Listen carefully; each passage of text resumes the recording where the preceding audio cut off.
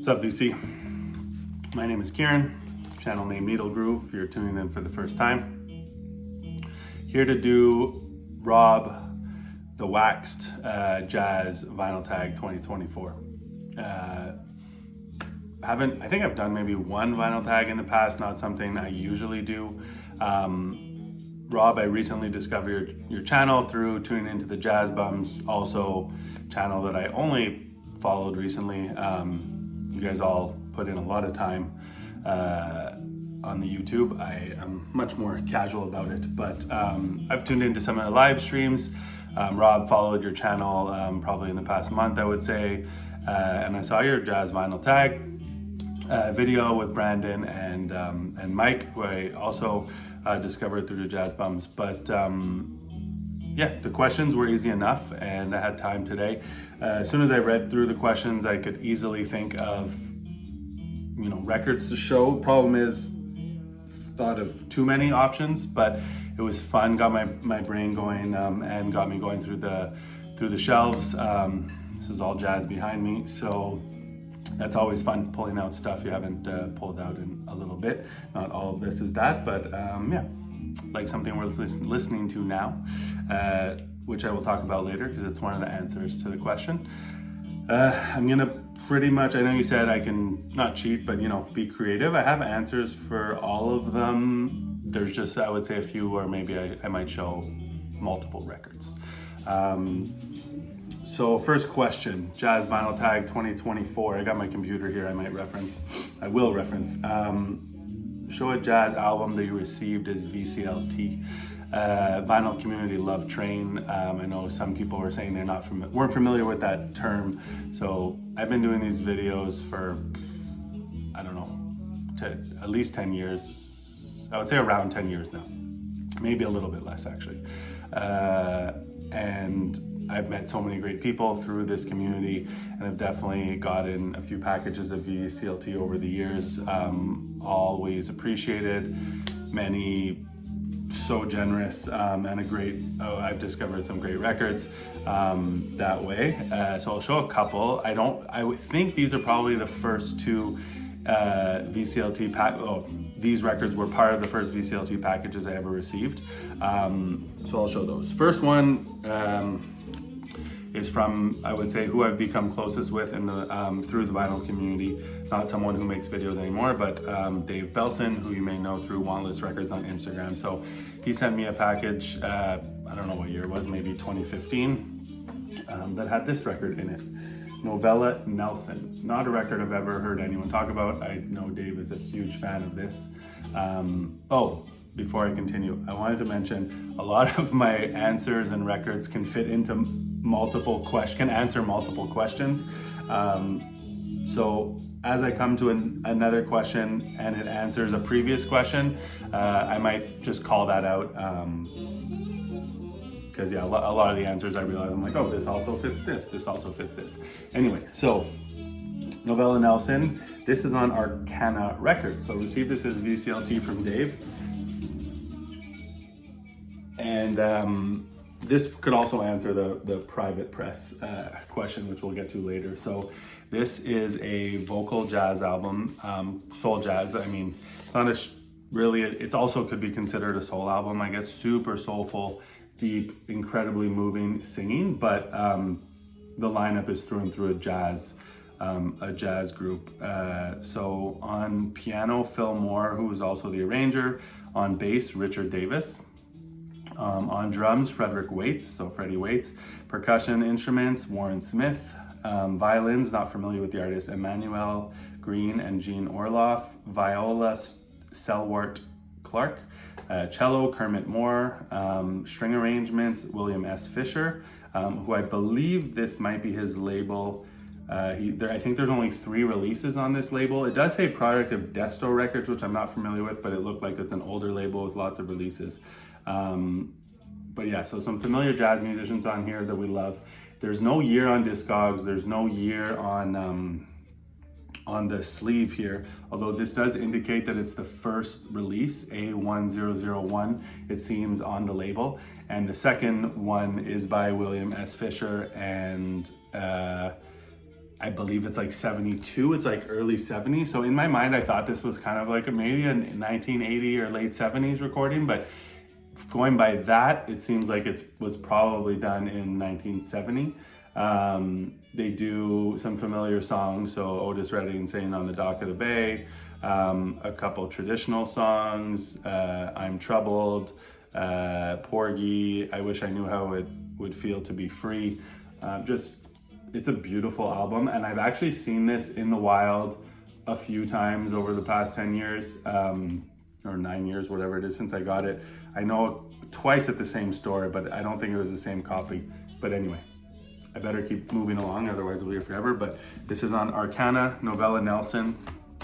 That's what the label looks like. So really great VCLT. I'm sure a lot of people are unaware of this record, and it's beautiful. Check it out. This is the opposite. It's a super well-known record that I also received as VCLT, and just why I wanted to call this out was it was from someone that I had the chance to meet in 2023, which was really just great to be able to meet up with someone who I've known for years, hadn't been in touch with recently, but Paul, Baraka P-Dub, who has a great channel, who was, at the time, I knew nothing about audiophile records. I was just kind of had been buying records for like maybe 5-6 years at the time, but was just picking up used stuff mostly and some cheap reissues. And he sent me this because we were chatting, and he was talking about his interest and love for audiophile reissues. And this was one of my favorite jazz records at the time, and still is. So Art Blakey and the Jazz Messengers, also known as Moaning. And he sent me this Music Matters copy of it, which blew my mind. So pretty sure I have a mono copy of this, so this could also answer the next question. It could also answer show a jazz album you have an OG and a reissue of, but this I got as VCLT from Paul. If you don't know Paul's channel, Baraka P-Dub, check it out. And very generous VCLT from Paul. And it was really, he came to Montreal this past year, and we got to meet up, go for a bite and a beer, and it's always special when you get to meet up with someone from the VC and connect. That's what it's all about, talk about music and just connect with the person on a deeper level. So show a jazz album that you have in both stereo and mono. I would say probably the most, I don't have a lot of records in double, so I don't have a lot of copies of, stereo and mono. I would say the most cases that I do is maybe that I bought a reissue or something of a record, or a pressing, maybe a Japanese pressing that was stereo, some Blue Notes, and then I ended up getting original and mono. But what I will show, and it's not, I didn't buy it because I wanted an OG, because I wanted a stereo and a mono. I had just found another copy of it, and it's not a record that was in really nice shape, not a record you see often, and I was thought it was cool that there's two different covers. So I can't remember which one I picked up first. I believe it's this one, but I'm not sure. So Fire Music by Archie Shep, mono A86 on Impulse. So as you'll see, the cover art is the same, but has different color here and different image of Archie Shep. So this is the stereo. I do believe they were released in stereo and mono with the same cover, and that this is like a second pressing from a year or two later that has this white cover. I actually did listen to both of these. Again, I got these both years ago, but in the fall. Could I tell you which one I preferred? Absolutely not. I don't remember. But I was looking into the pressings because I was curious. So that is my entry for stereo and mono. Show a jazz album that you have an OG and a reissue of. So this is one that I missed out on an OG, not missed out. I chose not to buy an OG from a VC member who was selling stuff, and I ended up buying I was buying a bunch of other stuff, some really nice pieces. So I had to pick and choose. And this is a record that I left and kind of regretted it. I've shared this story probably on this channel before, but anyway, so the record is Saturday Night Special on Strata Records out of Detroit. This is the 180 proof, really nicely done reissue of this kind of soul jazz classic. It's just so groovy. It's a really special record if you're not familiar with it. There's only a handful of records released on Strata, well, originals. There's a lot of unreleased stuff that's coming out, that has come out over the years. So this reissue was done in 2017. I did already have the Wax Poetics reissue of it that was done earlier, but this one done with the original cover, and it sounds much better. So years later, I got this OG, which blew my mind. So although I missed out on purchasing that copy, I was able to get one, and how I got it was also through VCLT. So this also answers the first question, show album you got is VCLT. Just one of my favorite records if you're not familiar. Love the Detroit jazz scene, Strata, Tribe, hard records to find, but there are quality reissues of them. So definitely worth seeking out. I definitely don't have originals of all of them, or even reissues of all of them. What do we got next? Show a jazz album by an artist not known for being a jazz performer. What's funny is I thought of this record right away, but I didn't finish watching the video you made, Rob. And later in the video, Brandon was showing a record, and you actually called this artist was playing as a sideman on the record. He was showing a record I was unfamiliar with, and you're like, oh, you could have chosen that for the question of show a jazz album by an artist not known for being a jazz performer. I was like, that's exactly who I thought of, but he does have one under his own name, and that is Jack Bruce, Things We Like. This is from late 60s or early 70s. I want to say late 60s. I believe I read that this was recorded before his first solo album, but it was actually released as his second solo album. So Jack Bruce, bassist for the group Cream, and this is through and through a jazz album. It's on the like more, not free in a heavy way, but it's definitely kind of a free jazz, post-bop free jazz album.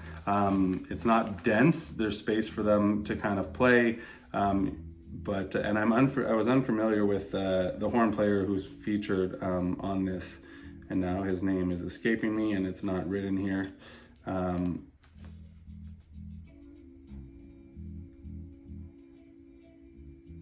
Yeah, it's not there. I have it probably open here somewhere, but you also have John McLaughlin on here. Oh, it's right here. Dick Hextall Smith, I believe, is the horn player who I was unfamiliar with, as well as John Heisman.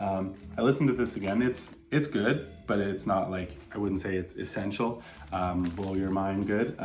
This is a promo copy that I picked up in Detroit some years ago, I recall. And the record's not even in here somewhere. I listened to it yesterday.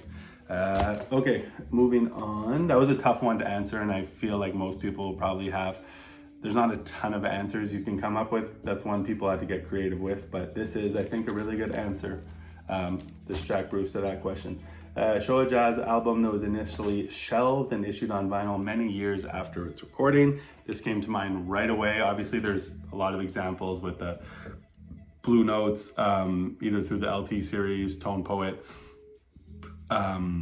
stuff like that, but this one came to mind right away. It's not something, I mean, I'm sure known by you jazz lovers, but not everyone is familiar. And it also, Rob, you called out this artist. You showed one of his records in your video as well, and this is Prince Lasha, Inside Story on Enja. I used to always say Enya, but it's probably Enja. So with Herbie Hancock, Cecil McBee, and Jimmy Lovelace. This is a really nice record. Some more sparse kind of calm tracks, and just a really nice post-bop modal record. So this was recorded in 1965 and not released until, it doesn't say here, but I believe it's 1981. And this is actually, so it's Inner City and Enja. It was probably released in Germany just by Enja, but the US copy, so it has like seems like a European cover, but it has the Inner City label. And yeah, this is a really nice one if you're unfamiliar. Obviously the lineup's incredible. There's a lot of space for Cecil McBee, who's one of my favorite bassists, to kind of do his thing. And here's some nice solo bass playing. Not solo, but kind of open, spacious. And yeah, if you're unfamiliar, it's not too expensive. It's probably gone up in price over the years a little bit, but still probably easy to find online.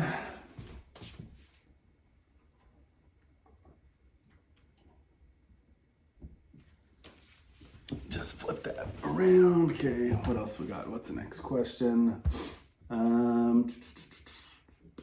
Show a jazz album that was issued as a private pressing. Perfect. So that's what we're listening to right now. I went through I have one little cube that has not only private pressing, but anything that have most of my private pressings in there, with a few of my rare records, not all rare. Some that are private press. I kind of have like my jazz collection divided up by labels, by kind of style too. I have a method to my madness, but I went through my little cube that has most of my private stuff, and I thought this would be an interesting one to share. So this is Gene Lee, Don't Freeze Yourself to Death Over There in Those Mountains. And this is, when you go on Discogs, it says not on label, and there is no label. The image on the actual label of the record is kind of an extension of this artwork under this theme. So this is artwork done by A.R. Penck, the German artist. And here, if you click on his name, I'm not know much about, I'm not an art aficionado in any way, but when you do click on him, it says that he was also a jazz drummer. On here, he's playing keyboard. And I did a little digging, which I hadn't really, but I was curious. A few things that are interesting here. One, it seems like it was his label. There's a bunch of other records from around the same time that are not on label that have his artwork, and he plays on all of them. I believe he's playing keyboard on all of them. So it seems like he was recording artists or whoever. Anyway, he had a little label that had no name, and he was doing the artwork for, so it's all this privately pressed stuff. Seems like some was recorded in Germany or in Europe, and some in the US as well, and some was live. Similar cast of musicians. So he's playing keyboard on here, Gene Lee on vocals. There are some lyrics, but a lot of the vocals are also kind of, she's just using her voice as an instrument, some kind of wordless vocals. Here, I just wanted to, it is a free jazz, free improvisation. It's not like denser, heavier, blow your face off free. There's space to hear the musicians. It does have a little bit of a groove in it. It says that what's his name here?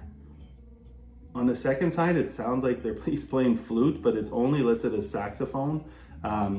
So Dennis Charles is on drums, and then Frank Wolney on bass, who I was unfamiliar with. But what I found really interesting, I was like, who is this guy, Clarence Sharp? You may or may not be familiar with. I was not. So I clicked on him, Clarence Sharp on alto sax, it says here, but I swear someone's playing flute, it seems like, unless I'm crazy, on the second side. So I clicked on Clarence Sharp, and I was like, okay, let me see what his credits are. There's not a ton of credits, but what do I see? I pulled this out just to show that he plays on Lee Morgan Indeed. Haven't listened to this in a while, so I think I'm gonna give this a spin tonight and kind of see, because definitely from this to this, incredibly different. He also plays on a couple Archie Shepp records from the 70s and a few other things. It seems like he died in 1990. So yeah, very, very interesting one. All the records on this not on label, that seems to be A.R. Penck's label, are quite hard to find. I mean, you can buy them on Discogs if you want, but I don't think I've never seen another one in the wild, and they're not cheap on Discogs. But yeah, it's a really interesting Gene Lee record that I discovered only through a dealer here selling records who had bought this collection, and this was in it, and it sounded really interesting to me, and it still is today. Okay, what's the next question? this was a tough one. Show a jazz album that is an excellent, by tough I mean hard to choose just one, so I cheated. Show a jazz album that is an excellent introduction to free jazz, avant-garde, or spiritual jazz. This also could have been, with the record I'm gonna show first, could have answered stereo and mono, OG and reissue. And this is not my main choice, but I would say if you're gonna start somewhere for an introduction, it's gonna be this. I would say, I don't remember, there's one, the next record I'm gonna show, I don't remember which one I discovered first. It was probably this one, but I Love Supreme for sure can be a great place to start.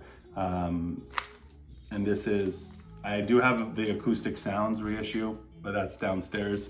But I have a, this is a OG American mono copy. And this is a Canadian mono, but second pressing. First Spartan label would have had a kind of maroon color to it, but this is in much nicer shape than this, which is why I have both.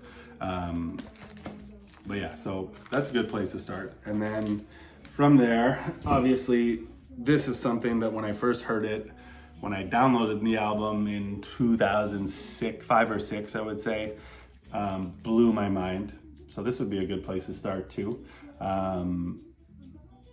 The track Turiya and Rama Krishna just blew my mind right away. But the whole album is great. And you have obviously Pharoah Sanders and Joe Henderson on here, who are also great places to start in terms of an intro. And then I just pulled this out too because it was next to it. Obviously, this would be a good place to start. Also featuring Pharoah Sanders. Just absolutely love these records. So that would say a good introduction to spiritual. Definitely not the easiest of listens, but not too hard, and they are very accessible and moving and deep. So not teaching anyone anything there. If you're watching this, you're probably familiar with those. This is another one that I would say I would recommend to people as a place to start for what I consider spiritual jazz. And just an incredibly beautiful and moving album, not challenging at all. Marion Brown Vista, my favorite record of his, on ABC Impulse from the mid 70s, I want to say 75. I don't remember the lineup by heart. I'm pretty sure Stanley Cowell and I'm going to say Cecil McBee maybe on bass on here, but I know Stanley Cowell is on here. Don't remember the rest of the musicians. Will I have them right on the back here? Stanley Cowell, Anthony Davis, Reggie Workman, Jimmy Hops. So yeah, that's Reggie Workman on bass. Ed Blackwell. There's a variety of different, the musicians change from track to track, but if you're not familiar with this, highly recommend you check out Vista. Definitely gotten harder to find over the years. I don't know that there's a reissue. There should be. But yeah, that was a hard question because there's so much here that I would use to answer that question. Example of Cheap Heat, also one that's really hard. I definitely have a few here. Some of the ones I pulled out at first, I looked up, I'm like, okay, they're not, when I bought them, they were cheap, and they still are, but you know, Cheap Heat, I like to be, I would say, used to be $5-10. Now I would say 20 and under, I would still consider Cheap Heat. Obviously I'm in Canada, which the exchange rate is a little crazy right now, but this is a special record in my opinion, and it is still very cheap. I've seen it, you see it all the time, especially if I'm in the States, I'll always see it in the bins. This is John Handy, recorded live at the Monterey Jazz Festival. This is beautiful. 2 long tracks. Michael White plays violin on here. Don Thompson, I believe. Yeah, Don Thompson plays bass. And Terry Clark drums, Jerry Hahn on guitar. There's 2 side-long tracks, as it's a live performance. Spanish Lady, If Only We Knew. And this is, to me, magic. Absolutely magic, and you can probably find this for $5 or $10. No, you will find this somewhere for $5 or $10. If you don't know it, check it out online. I think I could this is a mono copy. I'm pretty sure the first copy I ever got was a stereo copy, which is probably somewhere in the closet, that wasn't in as good a shape. So this is probably a record. I also have an OG, stereo and mono. Another one, these Gatto records, Gatto Barbieri on Flying Dutchman, are all super cheap, and they can be a bit challenging. His tone sometimes gets on my nerves, but they are really good records.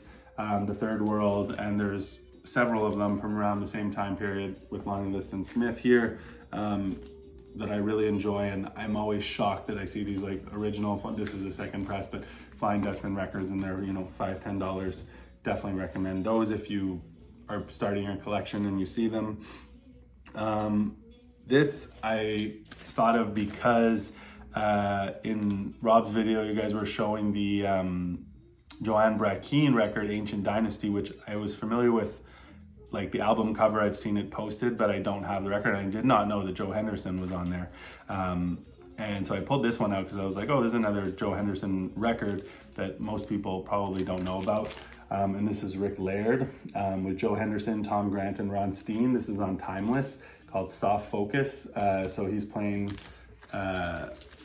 bass guitar, and Joe Henderson on sax, Tom Grant on piano.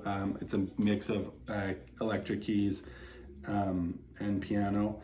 It says it's produced by Joe Henderson. This is from 1977. I still have my price tag on this one, which is from Encore Records in Ann Arbor, Michigan, for $5.66. And there's another record that I owned before this, which is under Tom Grant's name, which also has Joe Henderson.